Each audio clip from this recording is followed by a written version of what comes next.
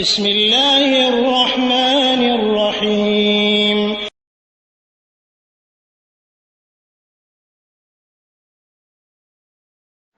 ওয়ালাইকুম আসসালাম রহমতুল্লাহি ওয়া বারাকাতুহু। লাস্টে রয়েছে 616 আলম ভাই, আলম দিনী ভাই বা দিনী সাগরেদ। আপনি হুন্ডি সম্পর্কে জানতে চেয়েছেন আরো বিস্তারিত। হুন্ডি সম্পর্কে যেটা বলেছি সেটা তো বলেই দিয়েছি, আশা করি ইউটিউবে ওটা দেখতে পাবেন। তো হুন্ডির যে লেনদেন এটা ইসলামী শরিয়া সম্মত নয়, কারণ এর মাধ্যমে নগদে লেনদেন হয় না, বরং এক প্রকার বাকির লেনদেন হয়ে থাকে। অনুরূপভাবে এখানে অনিরাপত্তা রয়েছে অর্থের। হতে পারে হুন্ডির ব্যবসায়ী প্রতিষ্ঠান এটাকে অস্বীকার করতে পারে আপনার টাকা, তখন আপনি কোনো ক্রমেই আপনার টাকাকে ফেরত নিতে পারবেন না। এমনকি সরকারের নিকটে যদি বিচার প্রার্থী হন, সরকার বলবে যে তোমাদের জন্য তো এই ব্যবসা তো আমরা হারাম করে রেখেছি, তো তোমরা গেলে কেন ওদিকে? অতএব নিজের ক্ষতি নিজেই করেছ, আমরা তোমার কোনো দায়ভার নেব না। সুতরাং হুন্ডির ব্যবসা ইসলামের দৃষ্টিকোণ থেকে বৈধ না। অনুরূপভাবে এটা নিরাপদ কোনো ব্যবসাও নয়।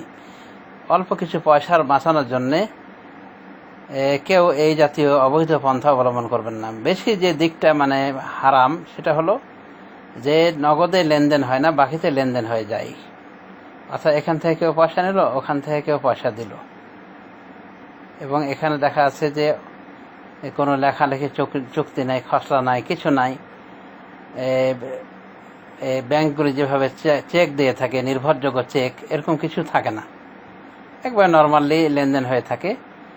তো এটা বলা যায় বাকিতে লেনদেন। আর ইসলামী শরিয়ার নিয়ম হলো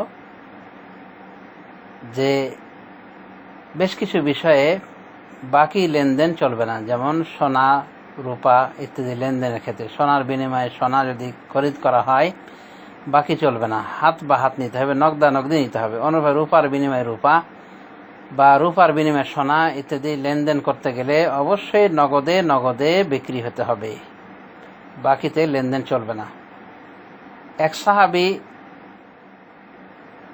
একজন ব্যক্তি তার নিকটে এসে কিছু স্বর্ণ জমা দেয় বা রূপা জমা দেয়, নিবে স্বর্ণ। তো উনি ওই রূপা বা স্বর্ণ হাতে নিয়ে উনি বলছেন যে তুমি সবর করো, যখন আমার গোলাম যখন আসবে, গোলামের কাছে ক্যাশ রয়েছে, ওই গোলাম তোমাকে রূপা দিয়ে দিবে, রূপা বা স্বর্ণ, তোমার এই স্বর্ণ রূপার বিনিময়ে। তো এভাবে উনি হাতে রেখে এটা বলেছেন তাকে যে আমার গোলাম যখন আসবে তখন তোমাকে এটা বুঝিয়ে দিবে। তো এই যে দেরি হলো, ওমর রাদিয়াল্লাহু আনহু প্রতিবাদ করলেন যে না, কখনোই তুমি এমনটি করবে না। ওই লোকটাকে বলে দিলেন যে না, চলবে না, এটা করা চলবে না, এটাই হলো সুদ। এরপরে উনি বললেন আর আয-যাহাবু বিয-যাহাবি রিবান ইল্লা হাআন ওয়া হাআন, যে সুদ স্বর্ণের বিনিময়ে স্বর্ণ, এটা সুদ হয়ে যাবে, একমাত্র সুদ হবে না এই অবস্থায় যখন হাতাহাতি নেওয়া হবে, নগদানগদি নেওয়া হবে। তো সামান্য কিছু ফারাকের জন্যে ওমর রাদিয়াল্লাহু আনহু তাকে হাদিস শোনায় দিলেন যে না, এটা বৈধ না, রাসূলুল্লাহ সাল্লাল্লাহু আলাইহি ওয়াসাল্লাম নিষেধ করেছেন, অল্প সামান্যের ব্যবধানে এটা নিষেধ করেছেন, এটা বৈধ না বলে দিলেন। তো স্বর্ণ রূপার ক্ষেত্রে এবং আরো বেশ কিছু কয়েকটা কথা হাদিসের ভিতরে এসেছে। তো এই স্বর্ণ রূপার ক্ষেত্রে আমরা বলতে পারি স্পষ্ট হবে যে এগুলোতে বাকির কোনো কায় কারবার চলে না, যেহেতু এগুলোতে রাসূলুল্লাহ সাল্লাল্লাহু আলাইহি ওয়াসাল্লাম বলে দিয়েছেন যে সুদ হয়ে যাবে, নগদানগদি না হলে, হাতাহাতি না হলে এবং ওজনে সমান না হলে এগুলো সুদ হয়ে যাবে। মিসলাম বে মিসল, ওয়াজনাম বে ওয়াজন বলেছেন, একটার সাথে আরেকটা মিল থাকতে হবে এবং ওজনও মিল থাকতে হবে, সমান ওজন। পুরানো স্বর্ণ, এই জন্যে ওই নতুন স্বর্ণ হাফ কেজি পুরাতন স্বর্ণ দিয়ে ওই 250 গ্রাম নতুন স্বর্ণ নেবে, এটা চলবে না, বরং এরকম করলে সুদ হয়ে যাবে। তবে লেনদেন করার পদ্ধতি কি, আগে পুরাতন স্বর্ণটা বেচে দিবে স্বর্ণকারের নিকটে, নিয়ে টাকাটা নিয়ে নেবে, এরপরে নতুন করে আলাদা চুক্তি করবে, নতুন স্বর্ণ সে কিনবে এবং হাত বাই হাত, হ্যান্ড বাই হ্যান্ড। তাহলে এটা সুদমুক্ত ব্যবসা হবে। আর যদি মানে ওখানে বসেই পুরাতন স্বর্ণ দিল এবং ওই মালিক, দোকানের মালিক, স্বর্ণকার স্বর্ণটা নিয়ে নিল, তার পুরাতন স্বর্ণ নিয়ে নিল এবং নতুন স্বর্ণ দিল, এবং নতুন স্বর্ণ নিতে গিয়ে যতটুকু মানে তার খাংতি হয়েছে পুরাতন স্বর্ণের কারণে, নতুন স্বর্ণের যে দাম সেটা তো বেশি হবে, বেশি সে নিচ্ছে, তো ওই বেশিটাই শুধু টাকা হিসেবে দিয়ে দিল এই পুরাতন স্বর্ণের মালিক। এটা হলো সুদ, এটাই হলো সুদ। কারণ এখানে কি হলো, স্বর্ণের বিনিময়ে স্বর্ণ হলো, কিন্তু নগদে কম বেশি হয়ে গেল, সরাসরি কি হলো, কম বেশি হয়ে গেল। তো কম বেশি চলবে না, আর নগদি ব্যবসা করতে হবে। আর বর্তমান জামানার টাকা এটা হলো হয় ধরেন স্বর্ণ অথবা রূপা। তো আমরা যে ভাঙাতে যাই, কুয়েতে যে ভাঙাতে যাচ্ছি, তার মানে আমরা দিনার দিয়ে টাকা নিচ্ছি। তো মনে করতে হবে যেন আমরা স্বর্ণ বিনিময়ে রূপা বা রূপার বিনিময়ে স্বর্ণ আমরা লেনদেন করলাম। আর এটা হতে হবে হাত বা হাত, এটা হাত বা হাত, নগদানগদি হতে হবে। তো এটা ব্যাংকিং সিস্টেমে হয়ে যায়, কারণ ব্যাংক কর্তৃপক্ষ আপনাকে চেক দেয়, আপনি টাকা দেন, ব্যাংক কর্তৃপক্ষ আপনার চেক দেয়, এবং এই চেক সারা বিশ্বময় এই চেকের মান রয়েছে, যে টাকা লেখা রয়েছে ওই টাকাই দেওয়া হবে। তো এটা এক প্রকারে লেনদেন, নগদ লেনদেন, আপনি যেন টাকার বদলে টাকাই পেয়ে গিয়েছেন, এবং নগদানগদি হাত বা হাত। আর এমনটি হুন্ডির ক্ষেত্রে হয় না, হুন্ডি এটা চোরাই পথ, হুন্ডি এটা চোরাই পথ। এমনও হতে পারে যে দিনারের পরিবর্তে দেশে গিয়ে সে 1 ঘন্টা পর, 2 ঘন্টা পর, 4 ঘন্টা পর, 1 দিন পর, 2 দিন পর টাকা দিতে পারে। তারপরে কত দূরের ব্যবধান, হাত বাই হাত হচ্ছে কি, সে এক জায়গায় পড়ে আছে, ও আর এক জায়গায় পড়ে আছে। তো এই যে মনে করেন যে বিলম্বে লেনদেন হয়ে গেল, এটা সুদি কারবার হয়ে গেল, এজন্যই হারাম। সরকার ফাঁকি দেওয়ার বিষয়টা তো রয়েছেই, তার থেকে গুরুত্বপূর্ণ বেশি, আর যে কারণে হারাম এই হুন্ডি লেনদেন, সেটা হলো এই কারণ, যা একটু পূর্বেই ব্যাখ্যা বিশ্লেষণ করা হয়েছে। অতএব কাঠহুজ্জতি না করে এই হুন্ডির ব্যবসা পরিত্যাগ করা উচিত আমাদের, হুন্ডির ব্যবসা আমাদের পরিত্যাগ করা উচিত। আল্লাহ রাব্বুল আমিন আমাদেরকে সে তৌফিক দান করুন। আরেকটি বিষয়ে আমি প্রশ্নকারী ভাইয়ের প্রশ্নে জানতে পারলাম যে কিছু লোক কাঠহুজ্জতি করে বলে থাকে যে এই যে টাকাগুলি পাঠানো হয়, দিনার বা দিরহাম বা রিয়াল যা পাঠানো হচ্ছে, এবং ভাঙতে যে টাকা যা পাঠানো হচ্ছে ব্যাংকের ভিত্তিতে, তো ব্যাংক ওরা তো সুদি কারবার করে, তো সেটাও কেমন করে হালাল হলো? তো এখন কথা হলো যে ভাইজান, ব্যাংক সুদি কারবার কেউ করলেই যে তার সাথে লেনদেন করতে পারবে না, আপনার বৈধ লেনদেন এমনটি নয়। তা আপনি চলবেন কিভাবে?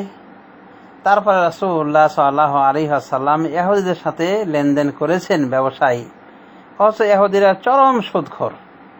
তো সুদি লেনদেনওয়ালার সাথে আপনি আপনার বৈধ লেনদেন যদি করতে আপনি একান্তই বাধ্য হন, তাহলে সেটা অবশ্যই বৈধ রয়েছে, এটা অবশ্যই হালাল। আর এখানে লক্ষ্য করে দেখেন যে টাকার যে ভাঙ্গন হয়, এই টাকার ভাঙ্গনের বিনিময়ে একটা তারা চার্জ ধরে রাখে। এছাড়া আপনার ব্যাংকের টাকা যে তারা মানে কেটে খায় নাই বা আপনাকে সুদ দেয়, এরকম কিছু নাই, বরং সুদ তো দেয় না, আরো কিছু কেটে নেয় আপনার কাছ থেকে। তাহলে আপনি তো সুদ কোনো ক্রমেই খেলেন না। তো বাধ্য অবস্থায় খুব জোর বলা যেতে পারে যে আপনার থেকে তারা বাধ্য করে কিছু টাকা কেটে নিল। তো এটাকে যদি আপনি সুদও বলেন, তাও ইনশাল্লাহ এই বাধ্যগত অবস্থায় আল্লাহ রাব্বুল আমিন এটাকে ক্ষমার নজরে দেখবেন। আসলে এখানে সুদের কোনো কারবার আমরা দেখি না, কারণ টাকাটা যাচ্ছে, টাকাটা যাওয়ার সাথে সাথে এখনই দিচ্ছেন স্পিড ক্যাশ বা যেটাকে বলা যেত ওয়েস্টার্ন ইউনিয়ন, এই সিস্টেমগুলি দেখা যাচ্ছে আপনি এখনই পাঠালেন আর 5 মিনিট পর উঠিয়ে নিতে পারছেন। তো ওখানে সে কি লাভ করলো? কিছুই লাভ করতে পারেনি। লাভ বলতে তারা যেটা ওই পাঠানো যেটা চার্জ, সেটা তারা নিয়ে নিয়েছে, তো চার্জ হিসেবে নিয়েছে, টাকার বদলে টাকা তো তারা নেয়নি। বরং ওটা পাঠানো তারা চার্জ মানে মজুরি নিয়েছে, এটা বৈধ রয়েছে।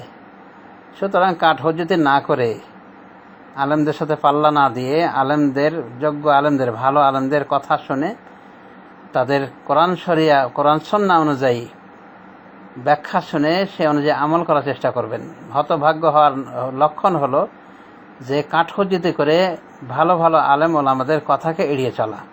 তো আশা করি কাঠ হজ্জতি কেউ করবেন না, বরং ভালো কথা শোনার চেষ্টা করবেন, কোরআন হাদিসের ওয়াজ শুনে আমলে আনার চেষ্টা করবেন, অনেক কল্যাণ পুঞ্জীভূত করবেন। আর যখন এই আদত অভ্যাস অবলম্বন করবেন যে আলেমদের সাথে তর্ক করা, না জেনে তর্ক করা। শেখ সাদি বলেছেন যে না জেনে ওস্তাদি করতে নাই। তো ওস্তাদি যদি করেন, বলছি মানে যারাই আপত্তি করে মানে শরিয়া সম্মত মাসাইলের ক্ষেত্রে নিজের বিবেক দিয়ে, নিজের খোঁড়া যুক্তি দিয়ে, দলিল শূন্যভাবে, তো তাদেরকে আমি বলছি যে এভাবে ওজোর আপত্তি করা বা কাঠহজ্জতি করা এটার আলামত ভালো নয়। যাদেরকে আল্লাহ জাহান্নামে নিক্ষেপ করবেন তাদের আলামতের ভিতরে তাদের যে সমস্ত অপকর্ম তারা নিজেরাই বলবে, তাদের ভিতরে এই সমস্ত অপকর্মের ভিতরে তারা গণনা করবে যে বদভ্যাসটি বা যে পাপটি, সেটা হলো তারা বলবে ওয়াকুন্না নাখুদু মাল খায়দিন, ওয়াকুন্না নাখুদু মাল খায়দিন, আর আমরা মানে ঠাট্টা বিদ্রোহকারীদের সাথে আমরা মানে ঠাট্টা বিদ্রোহ করতাম, মানে অনর্থক গল্প গুজবকারীদের সাথে আমরা শরীক হতাম।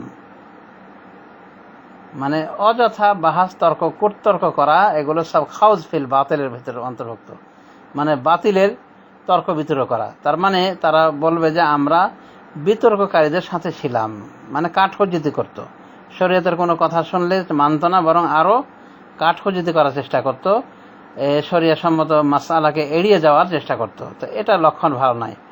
আর ডলার দিয়ে কথা বলা বিষয়ে আমি ইতিপূর্বে বলেছি যে এই বিষয়টি সফি হালাল নয়, সফি হারামও নয়। অতএব বিষয়টিতে আমরা সতর্কতা অবলম্বন করব এবং এগুলির ব্যবসাকে এড়িয়ে চলব। এগুলোকে নিছক ব্যবসার সোর্স হিসেবে গ্রহণ করা মোটে উচিত নয়। তবে নিতান্ত প্রয়োজনে আমরা নিজেদের কথোপকথন যদি আমরা করি কোনো ব্যবসা ছাড়া, তা আশা করা যায় যে মুক্তির পথ রয়েছে। কারণ বুঝতে পারা যাচ্ছে যে আমাদের দেশের মানে সরকারি সিস্টেম